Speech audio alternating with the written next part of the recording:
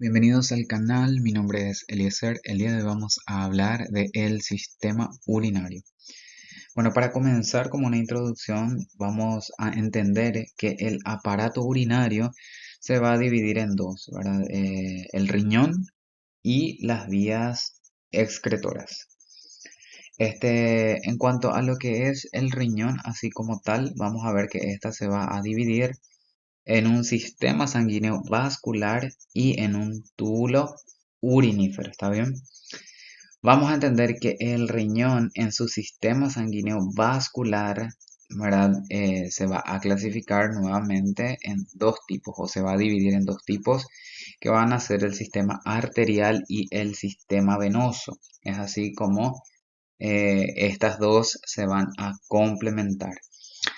Ahora bien, el túbulo urinífero, por su lado, vamos a ver que está compuesta por la nefrona y los conductos colectores, donde nuestra nefrona a su vez se divide en el corpúsculo renal y en el túbulo renal, donde vamos a ver que cada una otra vez, ¿verdad?, va a presentar características, como por ejemplo el corpúsculo renal tiene un glomérulo, ¿está bien?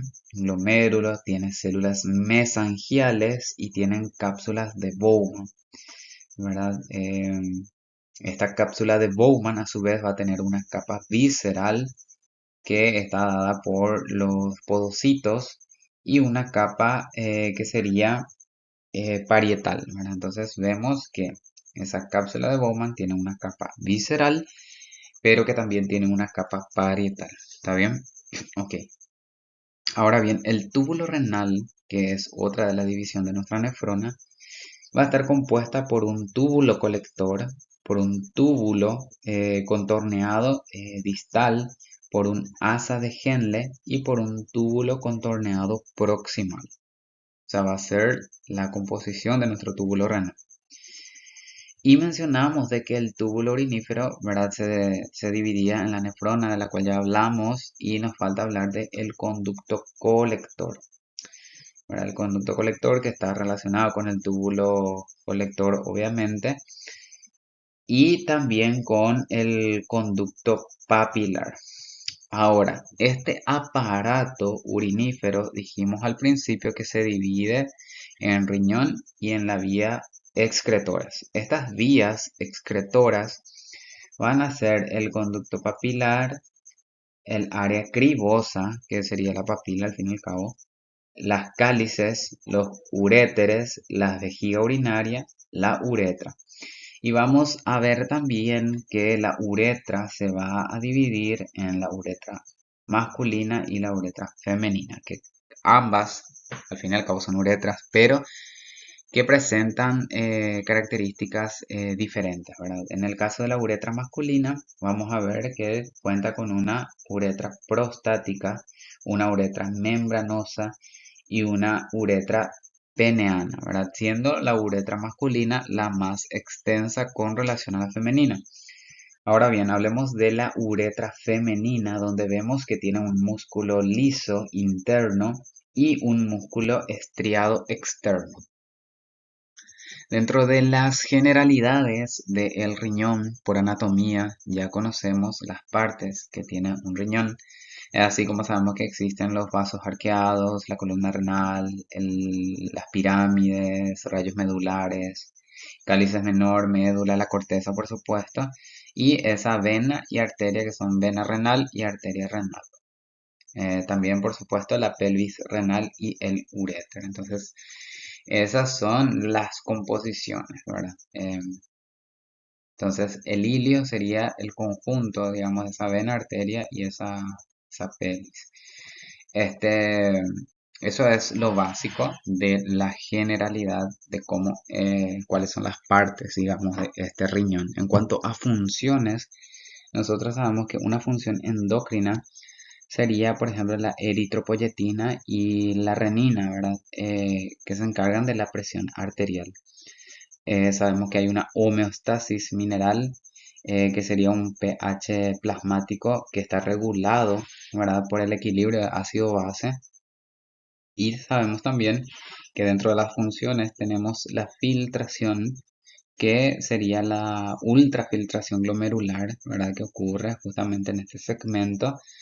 Y la absorción, ¿verdad? ¿Absorción de qué? De iones y de agua, ¿verdad? Y así, ¿verdad? Sabemos que esto obviamente va a tener ciertas características muy distintivas de las cuales vamos a ir hablando, ¿verdad? Este, por ejemplo, ¿verdad? Para no dejar pasar la oportunidad, sabemos que en su característica existe un borde medial que es cóncavo, que tiene un borde lateral que va a ser convexo, que el ilio renal, también conocido como seno renal, está presente y que existen o sea, el polo superior, ¿verdad? Que incluye a la fascia más el tejido adiposo, por ejemplo, ¿verdad? Como estructura, sabemos que a nivel renal vamos a tener una cápsula y una corteza, donde esa cápsula va a tener una capa externa que va a estar, digamos, ocupada por fibroblastos y colágeno principalmente, y que su capa interna va a estar compuesta por miofibroblastos que van a permitirle resistir el volumen y la presión, ¿verdad? Este, el, la corteza es obviamente externa, es rojiza, tiene corpúsculos renales, justamente que son los glomérulos. Y también, ¿verdad? Estos glomérulos tienen sus cápsulas de Bowman y también, por supuesto, túbulos corticales, ¿verdad? Y conductos colectores corticales también vamos a encontrar en esta ubicación. Los rayos medulares, ¿verdad? Que son tubos rectos eh, más los conductos colectores corticales. Y vemos que tenemos también los laberintos corticales, que son los corpúsculos renales, más el tejido conjuntivo que está proximal y también el distal. Hablando así a grandes rasgos parece muy complicado, pero la verdad es que no lo es. A medida que vayamos avanzando con este capítulo, vamos a darnos cuenta de que no es tan complicado como parece. Bueno, acá tenemos una introducción. Entonces, ¿qué es lo que estuvimos diciendo hasta este punto? Es que nuestro riñón va a presentar una cápsula y una corteza, ¿verdad? Hablamos también de los componentes que va a tener el riñón como características, ¿verdad? Hablamos de la papila renal, del cáliz menor, de la columna renal, de los senos renales, de las pirámides renales, de los radios medulares también, que obviamente van a estar presentes. Y por supuesto, si hay una cápsula, si hay una corteza, también tiene que haber una médula y justamente también está compuesta por una médula. Y aparte también vemos el ilio renal, ¿verdad? En cuanto a corteza, en una microfotografía podemos ver los corpúsculos renales, los radios medulares se pueden observar mejor, los laberintos corticales por supuesto también se pueden ver mejor, así como las arterias arcuatas y también las transiciones corticomedulares, ¿verdad? Donde hay ese cambio. Este, acá en lo que nosotros tenemos en la presentación nos habla de una introducción y nos habla primeramente de los componentes que son los primarios, los principales. Y son el riñón, los uréteres, la vejiga urinaria y la uretra, que son los principales actores de este capítulo. Vemos que entre las funciones que podemos generalizar, que podemos decir esto es lo que hacen, vemos que está la filtración de la sangre, la producción de la orina, la regulación del equilibrio hidroeléctrico y hidroelectrolítico, sí, y ácido base, ¿verdad? Entonces vemos que hay una regulación, ¿verdad? Tanto a nivel relacionado con el agua y los electrolitos, por supuesto, y también del ácido base. Y también la eliminación de desechos metabólicos, ¿verdad? Que vamos a ir viendo también en qué consiste. Bueno, como dijimos, la corteza, ¿verdad? Va a tener ciertas características. En este caso, lo que tenemos acá en la presentación es que contiene a los corpúsculos renales, ¿verdad? Y también los túbulos contorneados, y que además predomina el tejido conectivo de tipo laxo en el intersticio. En los capítulos previos, cuando hicimos la diferenciación de los tipos de tejidos conectivos que existían, habíamos dicho que el tejido conectivo laxo consiste en que dentro del tejido observábamos muchas células. Entonces, cuando observábamos muchas células, entonces le definíamos como de tipo laxo. Y es lo que nos dice que tenemos la corteza renal. Y como mencionamos hace rato, los tipos celulares, ¿verdad? Que vamos a tener, entre otros, serían los fibroblastos. En la médula renal, ¿qué es lo que vemos en la médula renal? La médula renal va a ser la parte interna, la parte más pálida, ¿verdad? Que contiene las asas de Henle, los túbulos colectores, los vasos rectos. Está estructurada en pirámides renales. Este, Podemos decir también, eh, algo que se me pasó es que a estas pirámides, a este nivel medular, también la conocemos como pirámides de Malpighi, ¿verdad? Este, la desembocadura siempre va a ser el área cribosa, ¿está bien? Y las columnas, por su lado, también reciben el nombre de columnas de Bertin, ¿verdad? Que son estructuras ya residuales. Y acá podemos ver que existe una red capilar tubular más los vasos rectos también. Y la médula interna ya muy relacionada obviamente con las asas de Henle y los conductos colectores. Y eso básicamente, ¿verdad? En cuanto a estructuras adicionales, tenemos acá las papilas renales, que ya son útiles, digamos, para la salida de orina hacia las cálices menores. Y no recuerdo si es que en nuestra presentación lo agregué, pero de por ahí si es que no lo agregamos, entonces me tomo el tiempo de mencionar a la nefrona. ¿Qué es la nefrona? Bueno, la nefrona es la unidad estructural y funcional del riñón que se encarga de la producción de la orina y tiene su composición que va a incluir al corpúsculo renal para el ultrafiltrado glomerular, los túbulos colectores que van a permitir esa concentración y las vías también de la orina.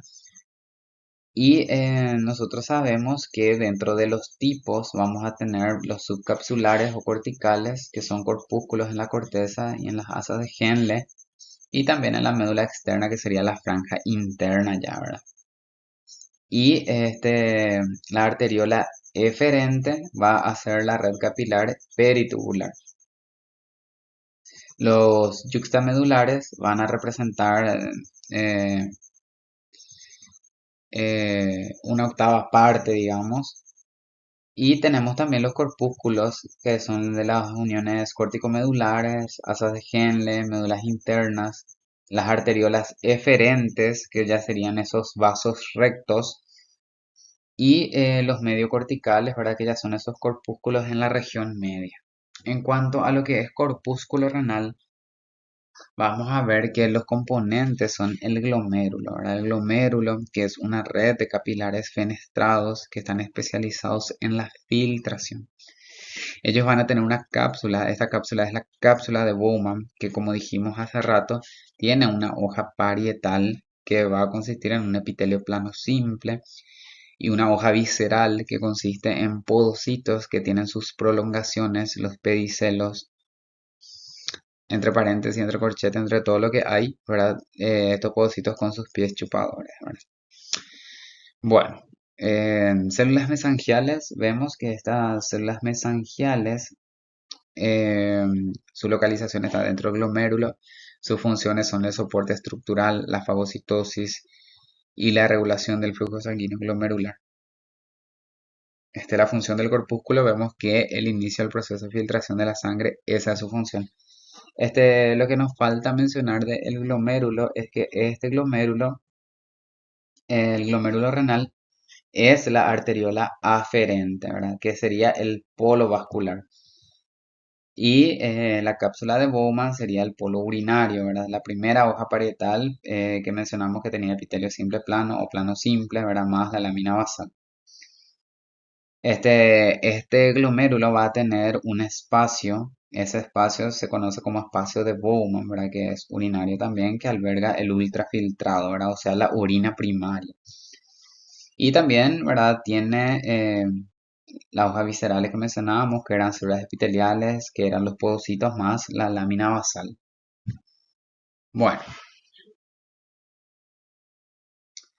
Bueno, entonces llegamos a esta parte a hablar de los túbulos renales, donde vemos que tenemos un túbulo proximal, un túbulo distal, uno colector y el asa de Henle, por supuesto. Hablemos del túbulo proximal, donde vemos que el epitelio a nivel de túbulo siempre va a ser cúbico, a excepción de las que son de Henle, donde vamos a ver que este epitelio tiene una variación y pasa a ser uno plano simple. Pero entre todo lo que concierne a túbulos, proximal, distal, colector, vamos a ver de que la conformación siempre es un epitelio cúbico, al menos casi siempre. En donde vamos a ver que el túbulo proximal tiene un epitelio cúbico simple con microvellosidades que son los bordes en cepillo justamente para la filtración, ¿verdad? Para la absorción. Funciones: reabsorción de agua, glucosa, aminoácidos y sodio. Tema de examen, gente. Siempre se pregunta qué es lo que se reabsorbe en el túbulo proximal. Y ahora saben que es agua, glucosa, aminoácidos y también sodio. Y por supuesto, aparte de la reabsorción, también vemos una secreción de ácidos, en este caso orgánicos y fármacos también. Bueno, entonces, hasta el momento dijimos que el corpúsculo va a tener un polo urinario y va a tener también un polo vascular, ¿está bien? Y mencionamos cada una de sus partes, como por ejemplo que esto está envuelto por una cápsula de Bowman, que existe un espacio de Bowman también, ¿verdad? Y que las células que están adentro, que están todas ahí amontonadas, ¿verdad? Estas serían los podocitos, ¿verdad? Hablamos también de que tiene dos tipos de hojas, una externa y una interna, con diferencias epiteliales.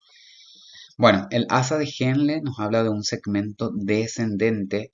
Este segmento descendente del asa de Henle va a ser permeable al agua, pero el segmento ascendente es impermeable al agua y permite un transporte activo de iones. Entonces, esta es una de las primeras diferencias que encontramos. Bueno, aparte de todas las otras diferencias que ya habíamos mencionado, en el asa de Henle particularmente vemos que el segmento descendente y el ascendente son diferentes, eh, por lo que se permite. En el caso del segmento descendente, vemos de que esta sí es permeable al agua, mientras que el segmento que asciende va a ser impermeable al agua y además va a permitir el transporte activo de iones. Ahora, hablemos de los túbulos distales y colectores.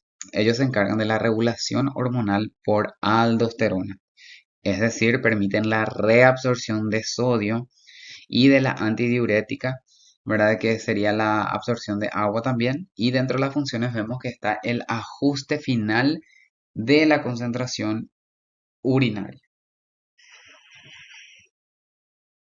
Bueno, y el aparato de filtración también es conocida como barrera de filtración glomerular, ¿verdad? Y que va a tener su composición, que van a ser el endotelio de los capilares glomerulares, la membrana basal glomerular y la capa visceral de los podocitos. Bueno, y hablemos también de nuestro aparato yuxtaglomerular. Acá tenemos que sus componentes son las células de la mácula densa, los túbulos distales, que van a detectar las concentraciones de sodio. Vemos que también están las células yuxtaglomerulares, que son de la arteriola aferente, que ellos van a secretar renina. Y las células mesangiales, que son las extraglomerulares, que van a permitir la transmisión de señales. Entonces, como función de este aparato yuxtaglomerular, vemos la regulación de la presión arterial mediante el sistema renina-angiotensina-aldosterona, ¿verdad? Que es el RAAS. La función es regular la presión arterial, ¿verdad? Mediante esta combinación que hablábamos de renina, angiotensina, aldosterona. Digamos que va a estimular la síntesis y también la liberación de aldosterona y va a permitir la reabsorción de sodio y agua y la secreción de potasio, ¿verdad? ¿En dónde? En los conductos colectores. Y se va a encargar también, por supuesto, del mantenimiento de la homeostasis sódica y renal y por supuesto del aumento del volumen sanguíneo y de la presión arterial, ¿verdad? Bueno, se me pasó y no mencioné también muy importante los componentes de ese aparato yuxtaglomerular, donde teníamos a la mácula densa, que se va a localizar en el tejido conectivo denso, que va a ser sensible a los cambios de cloruro de sodio, ¿verdad? Que va a estimular también la liberación de renina a las células yuxtaglomerulares, las células mesangiales, que son acá extracelulares, fagocitarias, ¿verdad? Y las células yuxtaglomerulares de la arteriola aferente, que ellas van a secretar la renina y podemos decir también que van a estar implicados en la autorregulación del flujo sanguíneo renal y la filtración glomerular. En esta parte queremos hablar de ya, obviamente que estoy tratando de resumir lo más que se puede. Esto sirve siempre como para un repaso. Recuerden por favor que nuestra fuente y nuestra guía siempre va a ser el libro de Ross. Entonces lean el libro también. Pero esto es como un repaso. Igualmente pueden dejar acá en la caja de comentarios alguna duda que haya quedado, alguna pregunta que tengan. Sin problema vamos a estar contestando a todas ellas. Hablemos del uréter, la vejiga y la uretra. El uréter en primer término vemos que es un epitelio de transición. Habíamos mencionado en capítulos anteriores de cómo era un epitelio de transición, que también lo conocíamos nosotros como urotelio, que era, por ejemplo, un epitelio que al cambiar su medio, su entorno, se modifica y después puede volver a cambiar a su forma original. Un ejemplo sería en la vejiga. En la vejiga vamos a tener este epitelio, este urotelio, ¿verdad? Epitelio de transición, por eso se llama transición, porque es momentáneo. Entonces, ¿qué es lo que pasa? Tenemos como nubecitas, que es la apariencia que tiene este epitelio. Después se llena de líquido la vejiga, entonces se distiende tanto que ese epitelio se vuelve estirado, alargado, plano, ¿verdad? Después se vacía nuevamente de esa vejiga, entonces vuelven a saltar todas otra vez estas nubecitas y bueno, realmente tienen formas de cúpulas. Pero esa es la idea, ¿verdad? Entonces es transicional, es momentáneo. Entonces es un epitelio que puede cambiar de una forma a otra, pero volverse nuevamente cuando termina, digamos, ese momento, ese lapso que le está generando esa modificación, termina y vuelve a su estado original. Bueno, entonces, ¿qué vemos? Vemos que este, el uréter tiene este epitelio de transición que mencionamos, tiene la lámina propia, tiene una capa muscular que es longitudinal interna y es circular externa. Vemos también que hay movimientos peristálticos a nivel del uréter y vemos que la vejiga urinaria, ella sí que va a tener un epitelio de transición que va a ser especializado con la capacidad de distensión, que es lo que mencionamos, ¿verdad? Y va a tener capas musculares, ¿verdad? El músculo detrusor. Y la uretra, vemos que tiene diferencias. Estas diferencias se dan entre la uretra masculina, ¿verdad? Y la femenina, donde vemos que la uretra masculina es más larga, tiene funciones urinarias y reproductivas, y la femenina, por el contrario, es más corta y solamente es urinaria. Antes de tocar esta parte de innovaciones, me gustaría también mencionar que muchas veces se preguntan ¿y cómo diferencio un túbulo contorneado proximal de uno distal? Bueno, es sencillo, ¿verdad? El túbulo contorneado proximal siempre va a tener esas microvellosidades que en su luz van a tener esa disposición como de pelusa que están mirando hacia la luz. Más o menos la apariencia que nos deja es como las que se dan en los estereocilios, en el epidídimo. Más o menos esa es la imagen si lo tuviésemos que comparar con algo para tener una idea. Pero es así como se ve una luz sucia, le decimos nosotros, ¿verdad? O sea, tiene una luz con un contenido que es justamente esas pelusas que se proyectan hacia la luz. Entonces, al ver eso, ya nosotros sabemos que es túbulo contorneado proximal, que justamente también mencionamos que esas microvellosidades tienen que estar ahí para cumplir la función de reabsorción. Y mencionamos entre las cosas que se reabsorben, por ejemplo, glucosa, aminoácidos, etcétera.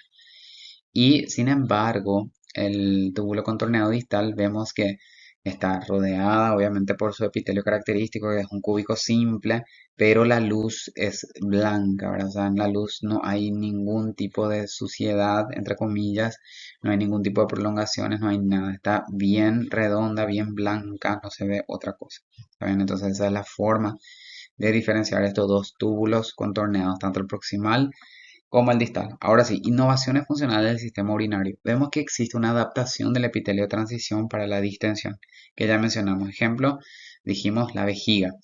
Vemos que hay también un mecanismo de regulación de la concentración urinaria que sería contracorriente con relación a la nefrona, y existe una integración con sistemas endocrinos y cardiovasculares que también mencionamos al inicio.